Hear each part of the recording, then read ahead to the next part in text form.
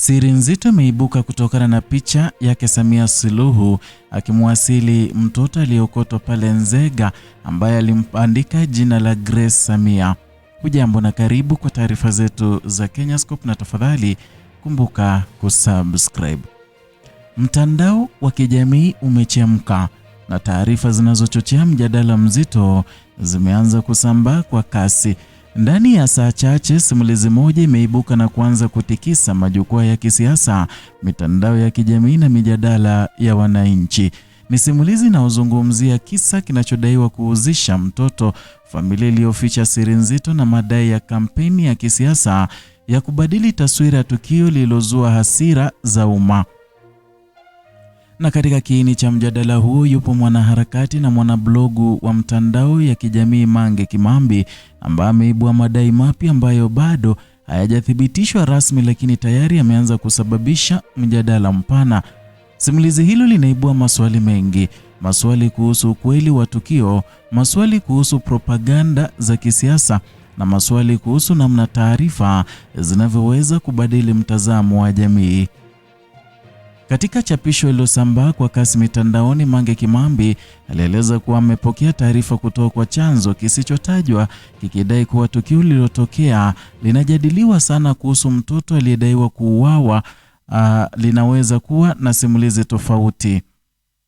Kwa mujibu wa taarifa hiyo ambayo bado haijathibitishwa rasmi, madai yanaeleza kuwa mtoto anayezungumziwa huenda hakutelekezwa kama ilivyodhaniwa na baadhi ya watu. Simulizi hilo linaeleza uwezekano wa mtoto huyo kuwa alitoka Zanzibar na kwamba alikuwa sehemu ya familia ambayo ilihusishwa na ujauzito iliyokuwa umefichwa. Katika maelezo hayo awali, simulizi linaelekeza kwamba kwenye uwezekano wa binti huyo mdogo kutoka familia ya Kiislamu aliyepata ujauzito nje ya ndoa, na ni hali ambayo ilipelekea familia kuficha ujauzito huo ili kuepuka aibu ya kijamii.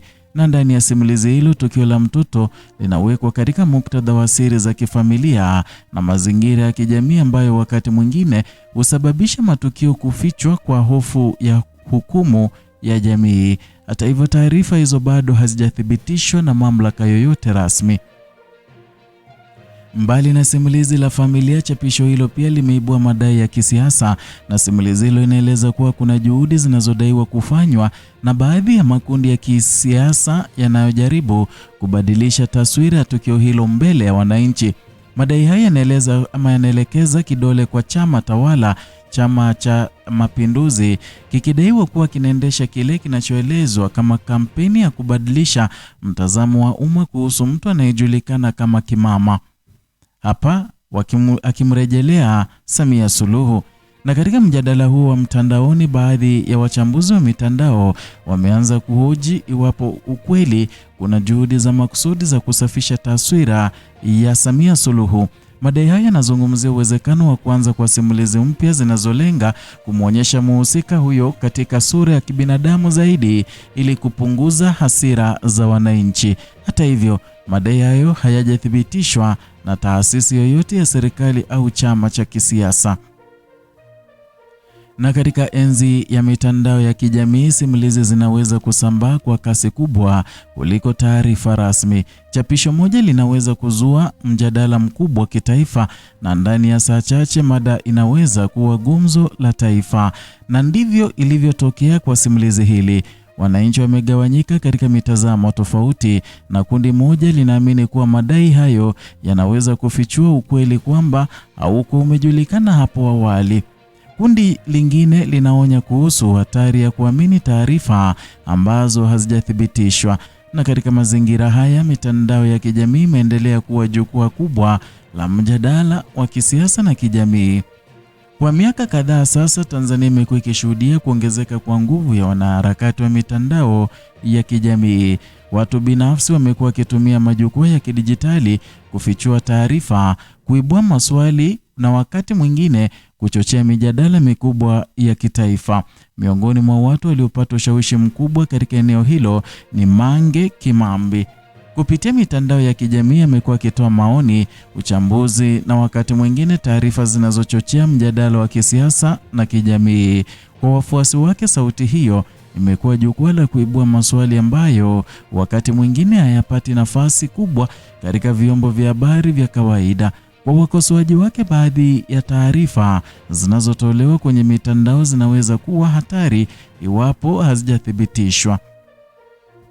Hivyo basi, kila simulizi mpya inayotolewa huibua mjadala kuhusu ukweli na uwajibikaji wa taarifa. Mjadala unaozunguka simulizi hili una athari pana katika jamii, na kwanza unaonyesha jinsi jamii inavyoweza kugawanyika katika tafsiri tofauti za tukio moja. Pili, unaonyesha nguvu ya simulizi katika kuathiri mtazamo wa wananchi, na tatu, unaonyesha jinsi siasa na matukio ya kijamii yanavyoweza kuingiliana katika mijadala ya umma. Iwapo madai ya kampeni ya kubadili taswira yangekuwa na ukweli wowote, basi hali hiyo ingekuwa mjadala mkubwa kuhusu mawasiliano ya kisiasa na propaganda. Kwa upande mwingine, iwapo simulizi hilo litathibitika kuwa si sahihi, linaweza kuwa mfano mwingine wa hatari ya taarifa zisizothibitishwa kusambaa kwa kasi katika jamii. Katika mazingira kama haya, jukumu la taasisi za uchunguzi na vyombo vya habari linakuwa muhimu zaidi. Ni kupitia uchunguzi wa kina ambapo ukweli unaweza kupatikana, na ni kupitia uthibitisho wa taarifa ambapo jamii inaweza kupata majibu sahihi. Bila uthibitisho, simulizi hubaki kuwa madai, na madai peke yake hayawezi kuchukua nafasi ya kweli. Ndiyo maana wataalamu wa mawasiliano wanaendelea kusisitiza umuhimu wa kuchunguza taarifa kabla ya kuzichukua kama ukweli kamili. Sasa macho ya wananchi yanaelekezwa katika hatua zinazofuata. Je, mamlaka zitachunguza madai haya?